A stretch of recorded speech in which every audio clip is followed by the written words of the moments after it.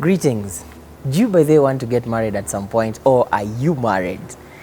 And just how much do they tell us about marriage as we prepare to get in there? The Bible says that my people perish for lack of knowledge.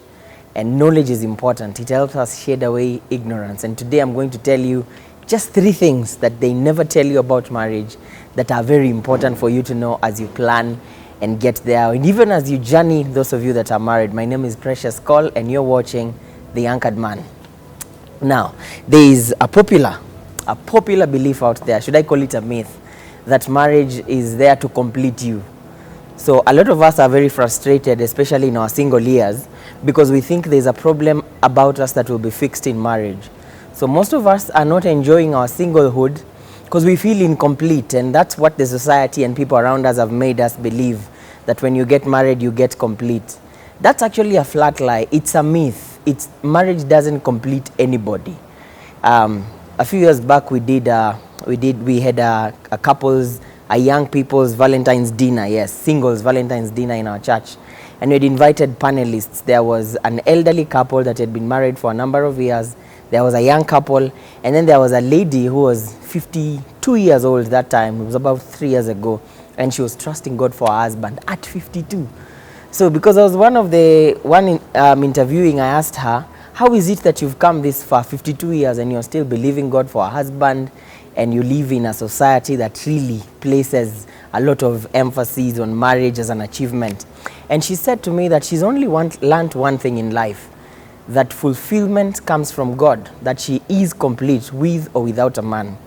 When you have that kind of idea or desire, when you have that kind of understanding, it becomes easier to journey through your singlehood because you are complete. Marriage only comes to complement, not to complete you. You're already whole as you are. It comes to complement certain aspects of your life, which then leads to productivity, as we read in Ecclesiastes, that 2 are better than 1, you see. So you are not incomplete because you're not married, and marriage will not come to fill some void that you have in your singlehood. Pursue your identity and know that you are whole as you are. That's the essence of the 2 become 1. 2 is made up of 1 integer and 1 integer. 1 is a whole number. 1 and 1 becoming 1. See, it's 1 and 1. 1 is a whole number. You are a whole human being. Totally okay. And of course now, marriage is not what will come to fix some incompletedness in your life and so on. The second myth that people say about marriage is that marriage will meet some of your unmet needs. Now, there's truth to that, and there's also a lie to that. For those of us that are believers, our sexual needs will be met in marriage because that's the confine within which God expects us to practice and have sex. But also, it doesn't mean that every other unmet need in your life will be met somehow in marriage. Some of us think, when we get married, that's now the cure for loneliness. No, it's possible to be very lonely, even in a relationship or even in marriage. It's possible to be lonely even when surrounded with a group of people. Why? Because loneliness is an emotional state. Alone is a physical state, and that's the one God talks about. It's not good for man to be alone. It's the physical state and the need for community. But it's possible for you to be married and still be very lonely. So if you're there and you think that when you get married, finally all your food needs will be met because you'll have a wife that cooks for you every day, Monday to Sunday, lo and behold, in these present times, with the career women around us, it might not just work. You might be surprised that you'll be the one who will do the cooking more. And this, I know, irritates some gentlemen, but it's the reality. It's what they never told us about marriages in the 21st century. I grew up at a time when I saw my mom do everything for my dad. He'd warm water, take it to the bathroom, hand him a towel, and like my dad was just this king.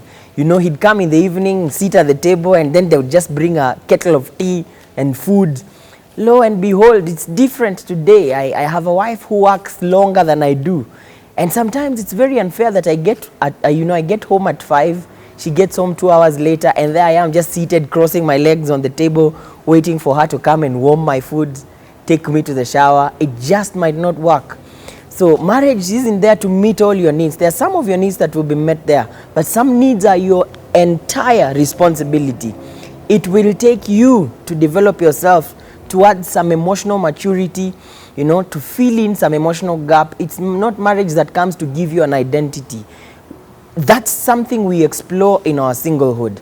So don't live there a broken life imagining that when I get married, this brokenness will be fixed, my unmet needs will be met.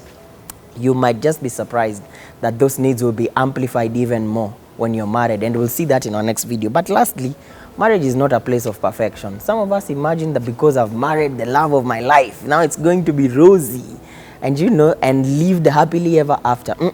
It's not a place of perfection. As a matter of fact, this is the place where your nakedness is amplified.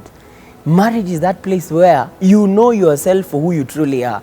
That impatience you have, it will be amplified in marriage. You will see it raw. If you're struggling with anger and temper and all those things, self-control, it will come out so broad in marriage. It's that place where you are exposed for who you are. It's not a place of perfection, but mostly actually it is a place of growth.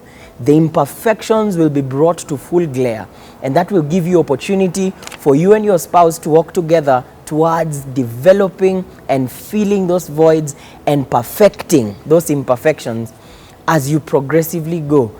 Your greatest area of struggle is your spouse's calling in your life. That's the place they'll help you most. The areas of weakness are where you come in. So it's not a place of perfection, but it's a place where we grow one another. What other myths have they told you out there about marriage? Or what are some of the things that you'd want to know about marriage, but nobody keeps telling you? It's important for us to think about those. You can write to us in the comment section. But I want you to join me in our next video as we look at something else important: when not to get married. So make sure you tune in to our next episode. This is The Anchored Man. Thank you for watching.